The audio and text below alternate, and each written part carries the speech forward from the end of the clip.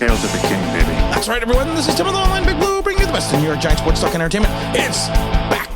Guess who's back? Back again. 4 p.m. Eastern Standard Time. Today, Wednesday. It's the Domber. It's the Poppycockers. Coming back from a limited engagement. We normally do the stream on Tuesday every 4 p.m. during the season. We don't do it in the off season, but you know what? I was talking to Dom today, and we wanted to have a little fun today. So we're going to do a stream today, 4 p.m. Eastern Standard Time on Wednesday. I want to talk about Darius Slayton this morning, I should say. I want to talk about the Giants OTA. I want to talk about how I've been possibly giving Darius a bad rap, and I think a lot of Giant fans have as well. But let's talk about day 7 of the OTAs. It is what it is. It's day 7. It was abbreviated practice yesterday because of the fact that they had the golf tournament. But they still had some defensive and offensive matchups and some simulation drills. They're saying on the very first play during the 11-on-11 drills, Daniel Jones connected with Darius Slayton for a huge gain. It was following, though, a deflection that the ball was knocked in the air, but Darius was able to find it and gain it and regain it and keep both feet in bounds for 30-plus yards. I love it, though. Again, this is from the Giants media. They don't talk about the fact that it was a bad pass by Daniel Jones in the beginning. They just talk about it. It was just a deflection.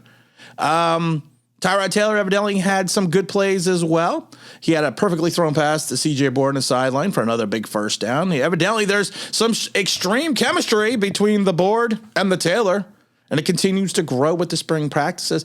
Even Davis Webb got into the act when he came in at quarterback. Of course, where else would he? I love the Giants reporting, though. Davis Webb, when he came in at quarterback, what else would Davis Webb come in as? As the water boy? That's too low. He immediately faced a 3rd and long situation and threw a perfect pass to Alec Bachman over the middle, and he extended it, and it was a great pickup for a first down. There was more connections between Daniel Jones and Wan'dale Robinson on full display throughout the OTAs, and it continued on Tuesday. They're saying he hit the rookie in stride in the end zone for a 20-yard pass on nearly 20-yard out. And then later in the practice, Wan'dale caught another pass, this time from Tyrod Taylor for a couple yards out. Robinson, as they're saying, looked impressive over the weeks regardless of who's been throwing him the ball. Of course, because this is the Giants media. They do no wrong when the Giant media is there. Julian Love had some great coverages on some play near the goal line, forcing an incompletion back in the end zone. So again, it looks like, it was another good day at the OTAs, according to the Giant media. You have some guys that are making some strides. I don't really think there's any true winners or losers during the OTAs. I think you fall more into that when you get into minicamp and then you start getting into training camp. So I'm not going to sit there and say that this person's going to be a standout because everyone looks good. And the majority of people look good wearing pads and a helmet. I should say wearing shorts and a helmet. We got to wait and see how they look in the pads. But most people look good in shorts. I think I would probably look good in shorts and helmet. I'm not going to brag, but during Memorial Day, I was dropping some 40-yard bombs in the backyard. I'm not going to say anything. That means I got to come out of retirement. Of course, I never did play quarterback, but I could come out of retirement.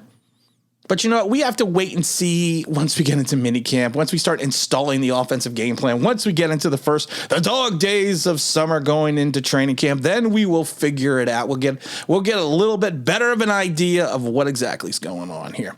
I want to talk about Darius Slayton for a minute here because you know what? I've been hard on Darius, and I admit that freely.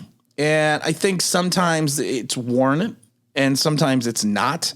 Because of the fact that I took an opportunity to go back over some film from the Giants and Darius Slayton, and I actually didn't. I was lucky enough to get what they refer to as the broadcast foot, not the broadcast footage, but the live footage, the live broadcast feed.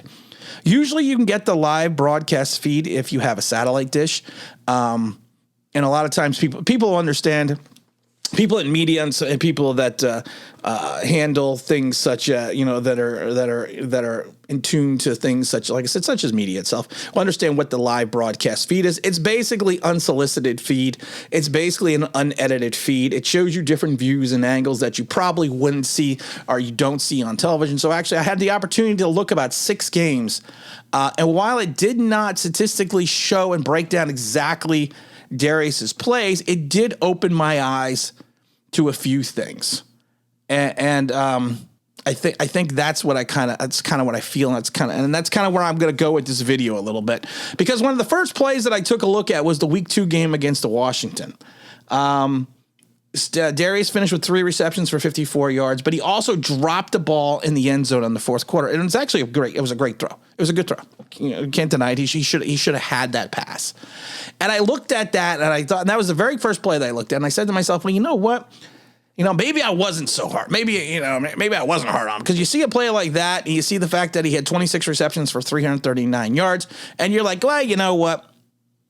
I'm not hard on him at all, because that play kind of sums up and is a dichotomy of his entire season. But then I started looking at some more games, and I started going through the games, and I went through the early on games. I didn't go through the games where Daniel Jones wasn't playing. So I went through the games early in the season. And it was kind of funny, and it was kind of interesting if you take a look at some of these games, and especially if you take a look at them early on, because he didn't, of course, he did miss games 4, 5, and 6. But I was looking at games where he was probably going to try to be a focal point of the Giants offense. And I found it interesting that if you take a look at Week 1, he had 7 targets for 3 receptions for 65 yards. And he had a catch percentage of 42.9 yards. But if you break down some of those, and I started breaking down the Denver film a little bit, there was probably 3 passes that were, I would say, not in the realm of catchability. And so if they were placed in different positions for him, he probably would have had 7 out of 7 targets, 6 receptions. So his catch percentage would probably have gone up into the mid 60s, and he probably would have had 100+ yards. Now, at that time, he did play 43% of the offensive snaps, which was 70% of the snaps. Then against Washington, where he had the drop, I was actually surprised. He only played in 57% of the offensive snaps. And he caught 3 passes for 54 yards, like I mentioned, and the touchdown. And he was 3 for 6. But again, if you look at his catch percentage, it's kind of misleading, because there was at least one throw, minimum of one throw, that was in my mind, should have been deemed an uncatchable ball, which would have gave him 4 for 6. And it probably would have added on like another 10 yards. So he probably would have had 4 receptions for like 60-something yards. His catch percentage would have jumped back up into the 60s. And so I find that interesting as well. Now, I ruled out the Atlanta game because he only played in 9 offensive snaps for 13%. So I ruled out that game. And then I went back and I looked at the Carolina game, which was a win, which was the 25-3 win. And that was his first game back. Again, I was surprised because I looked at the offensive snap count. He only played in 61% of the snaps. He was 9. He had 9 targets for 5 receptions for 63 yards for 12.6 yards a catch. But again, looking at the unedited footage, and it doesn't single out Darius Slayton, but you can get a little bit better idea. There was probably 2 passes that I would say I would have deemed, again, uncatchable. So if he did catch those, or if they removed those in reference to the catchability, he probably would have been at least 7 for 5 for 63. So I find that interesting. And then if you go to the Kansas City Las Vegas games, I thought the Kansas City game was the last game I looked at. He played a total of 87% of the snaps, which was 87%, which was 52% of the snaps. He was only targeted twice. And it's the same thing with the Vegas game, Las Vegas Raiders game. He played 55% of the snaps for 31% of the plays. He was only targeted once. So, what's interesting? You can't catch the ball if you're not being targeted. You can't make the plays if you're not having the ball thrown in your direction. And I thought to myself, I'm bashing this kid because, like I said, he went from, in 2019 to being 48 catches, 740 yards his rookie season. And then he went to in 2020 with 50 receptions for 751. And then this year he went 26 for 339. But if you break down, if you actually look beyond the play on the field and start looking off the field as well, because of the fact of what happened with Fromm and everything else. And like I said, that's why I'm not counting the latter half of the season. I'm just counting that first half of the season when Daniel Jones was at quarterback. His targets were down greatly. And if you take a look at some of the plays, and again, this is looking at the unedited footage, he is open at times. And again, like I said, the unedited footage does not allow you to singularly look at a player, but you can get a better understanding from some of the camera angles. But he was open sometimes, and he just wasn't targeted. I mean, so that you need to take a look at. And the fact that he only played in 536 offensive snaps from 701 to 877. So he played almost 320 snaps less than in 2020. So I'm sitting there bashing this kid, and I'm looking, like I said, but then I look deeper into the numbers, and you take a deeper look, and yeah, there was a period of time where he was just kind of being ignored, that he was being open. And I'm not saying it's Daniel Jones not looking his way. I'm not saying it's the offensive game planning. I'm just saying that he was ignored for periods of time during games.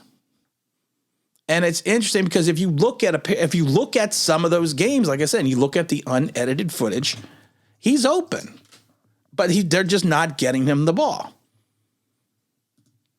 So as I'm bashing this kid and saying he needs to turn it around, he needs to do what he needs to do to make things right and get things rolling, there is a lot more behind these games and these situations. There was a lot more. And then some people are going to be like, well, Daniel Jones didn't really throw the ball. Well, no, if you go through Daniel Jones' throws through those games, it's 37 attempts, 32 attempts, 35 attempts, 40 attempts. Of course, he was out in the Dallas game, but then 51 attempts, 33 attempts, 32 attempts. Those are a lot of attempts. They are a little bit above league average. So you can't say through the looking glass that the Giants weren't trying to move the ball downfield. And again, I am not blaming Daniel Jones. I am not blaming the offensive play calling. I am just saying that if you take a look at it from a perspective in reference to play calling and Darius Slayton actually being open at times and not being targeted, you kind of find it interesting. And the fact that he played 13 games and only started 5. It was a weird season for Darius. He's showing evidently some strength in camp, and he's showing that he looks like he's going to be bouncing back. But I think it's going to have to be that he needs to start building up a cohesiveness, and he needs to start building up a consistency with Daniel Jones again. Because like I said, they've played together since 19. So that you would think they would be on the same page. And I don't consider a Darius Slayton a Ruben Randall.